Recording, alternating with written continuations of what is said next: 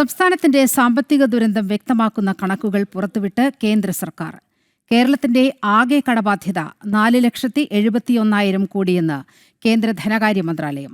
നടപ്പ് സാമ്പത്തിക വർഷം അവസാനിക്കുമ്പോഴേക്കും കടബാധ്യത 10,000 കോടി കൂടി വർദ്ധിക്കുമെന്നും മുന്നറിയിപ്പ്. ജനം എക്സ്ക്ലൂസീവ്.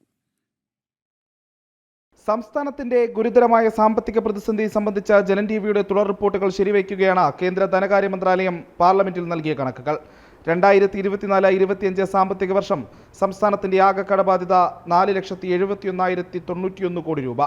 നടപ്പ് സാമ്പത്തിക വർഷം അവസാനിക്കുന്നതോടെ ആകെ കടബാധ്യത 4,81,997 കോടിയായി ഉയരുമെന്നും കേന്ദ്രം മുന്നറിയിപ്പ് നൽകുന്നു.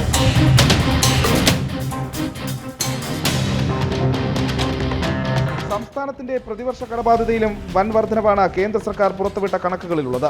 2015-16 സാമ്പത്തിക വർഷം അത് 15,000 കോടിയായിരുന്നെങ്കിൽ 2024-25 സാമ്പത്തിക വർഷം മാത്രം സർക്കാർ കടമെടുത്തത് 53,666 കോടിയാണ്.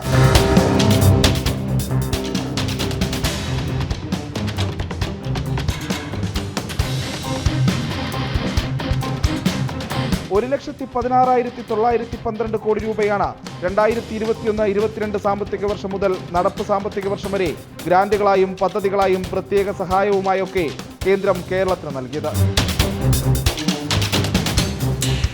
കടമെടുപ്പിന് മറ്റ് സംസ്ഥാനങ്ങൾക്കുള്ള അതേ മാനദണ്ഡങ്ങൾ തന്നെയാണ് കേരളത്തിനുമുള്ളതെന്നും NK പ്രേമചന്ദ്രൻ MPയുടെ ലോക്സഭാ ചോദ്യത്തിനുള്ള മറുപടിയായി കേന്ദ്ര ധനകാര്യ വകുപ്പ് വ്യക്തമാക്കുന്നു. പ്രജിത് മോഹനൻ, ജനം, തിരുവനന്തപുരം.